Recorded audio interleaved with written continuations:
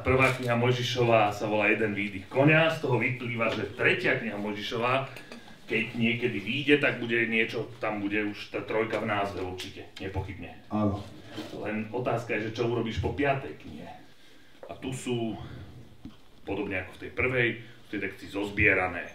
Mimochodom, ja sa hneď spýtam teba, Martin, že sú tam aj nejaké zásadné zmeny oproti tomu, čo je v časopise? Nie, zásadné zmeny tam nie sú nikdy. To sú tieto knihy, o nich tu bude reč, ale asi nie úplne priamo, lebo samozrejme človeka, ktorý má robiť rozhovor v nejakej forme s Martinom Mojžišom, tak to zvádza k tomu, aby dával tie otázky, ktoré sú zodpovedané v tých knihách.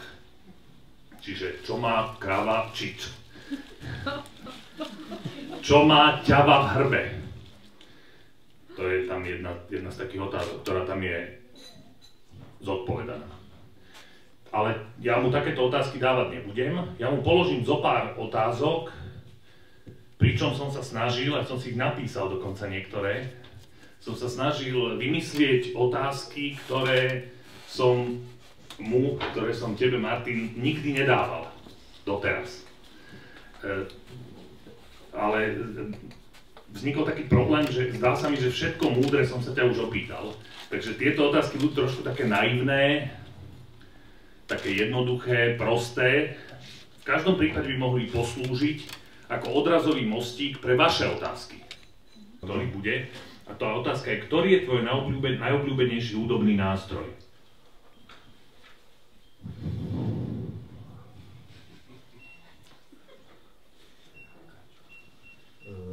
Nie sú to husle.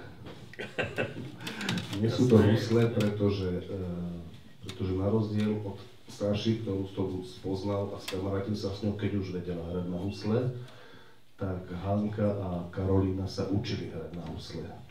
Ti dám novú perspektívu, áno, ale teda Hanka hrá výborné na husle, Karolína musela s tým skončiť kvôli skolióze, ale hrá na flaute pekne a teraz chodí na klarinet. Neviem, že mám najobľúbenejší hudobný nástroj.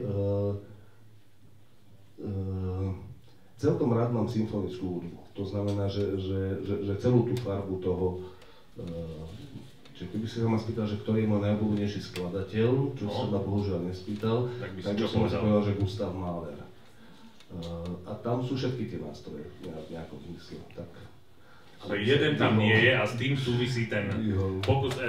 Artforum avizovalo, že Martin, tak ako minulý rok, tu uskutoční nejaké pokusy. Tak Martin to poňal sebevlastným tvorivým spôsobom a tak skús uviesť tie pokusy. Dobre, čiže ja som minulý rok, keď som išiel na ten krst tej prvej knihy, tak som rozmýšľal, že či mi sa to dalo niečo zvláštne. A mal som doma od brata Miša takú hračku fyzikálnu, ktorá fungovala spôsobom, ktorý tam bol opísaný, že funguje nejako a ona fungovala opačne, než tam bolo vysvetlené. Tak to bolo také zaujímavé, potom som hľadal vysvetlenie toho, že prečo to funguje tak, ako to funguje a zistil som, že to vôbec nie je ľahké a s tým zaobrali všelijakí ľudia. Čiže to bol taký špeciálny pokus, ktorý dopadol inak, než mal dopadnúť, ako na vysvetlenie toho naozajstného bolo treba všeličo zložitejšie, než to vyzeralo, tá jednoduchá hračka. A teraz mi Monika Kompaníková napísala do mailu, že tešíme sa na pokusy, že určite nejaký treba doniesť a ja už žiadny nič také nemám. Tak som potom rozmýšľal, čo s tým urobiť a napadla ma taká vec, že ja občas, keď narazím na nejaký nástroj, väčšinou počítačový, ako napríklad... To práve ten Mahler nemal. Na robenie hudby, alebo na robenie filmov, alebo na robenie komiksov, alebo na úpravy fotografií. Tak ja tomu nevenujem pozornosť a potom raz, neviem z akého dôvodu ma to chytí, si to pozriem, že čo sa na tom dá urobiť a potom ma to strašne baví sa s tým hrať. Takže potom mám také pokusy, že pokusy s robením filmov, pokusy s robením komiksu a pokusy s robením hudby. A to je taký program, ktorý sa volá GarageBand, kde sa dajú proste, tam sú také predohrané slučky všelijaké, alebo človek môže sám hrať, ja neviem, gitaru, klávesy, bubny a môže to všetko kombinovať a môžu do toho nahrať vokály. A vždy, keď to nájdem, tak keď zistím, že všelijaké kúzla sa s tým dajú robiť, tak sa s tým potom hrám, s tým, že vždy si dám zásadu, že nesmiem ísť do profesie, akože potom ma to láka, že vidím, že aké úžasné veci sa s tým dajú robiť a že čo sa s tým, za chvíľu zistím, čo sa s tým nedá a potom zistím, že však ešte len o 100 eur viac by bol program, ktorý ešte aj toto dokáže, tak zásada je, že vždy na tom najlacnejšom to musím robiť nie kvôli peniazom, to není, ale kvôli tomu, že by som sa zbláznil z toho. Na začiatku je taká dlhočísna pomlčka. Áno. Tým sa aj to očakávanie tak ako úplne vyhecuješ. A už to ide. Daj to od začiatku. Od začiatku daj.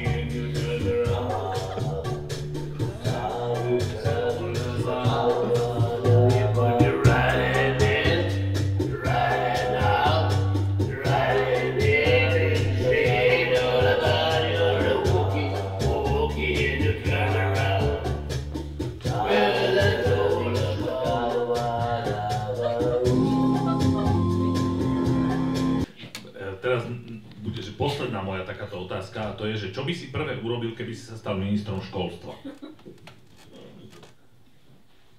Mohol by som podpisovať dekrétom doživotné tresty? Alebo... Áno, povedzme, že áno. Tak podpísal by som niekoľko doživotných trestov. Čím by si ich potrestal? Aké by boli, že väzenie? Alebo čo? Väzenie. Aj by si mohol troška špecifikovať? Ja myslím, že netreba.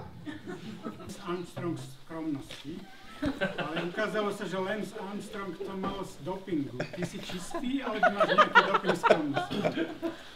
Výborná otázka. Skutočne vynikajúca otázka, Štefan, ďakujem, lebo teraz neviem, že teraz keď poviem, že som čistý, tak to nebude veľmi skromné, lebo to by vyzerá, že to proste vlastnými silami, že som lepší. Tak neviem, čo mám teraz povedať. Naozaj, takto to poviem, že snažím sa byť čistý. Text je, že išli krty, namaškrty, nám, akože mňam. A potom ten ďalší, ten nemusí byť celkom zrozumiteľný v tom speve, lebo je tak metalovo zaspievaný. A potom mal byť aj metalovo zaspievaný aj to ďalej, ale znova, to ja som nedokázal uspieť, akože keď si to sám pre seba spievam na záchode, tak to je dostatočne dobré, ale keď som to chcel do tohto, tak som musel Hanku zavolať, ktorá to naspievala teda úplne inak, nemetalovo, ale sa mi zdalo, že to je, že sa mi to páčilo, tak som to tak nechal, je to myslím si lepšie, čiže išli kapy na maškrty.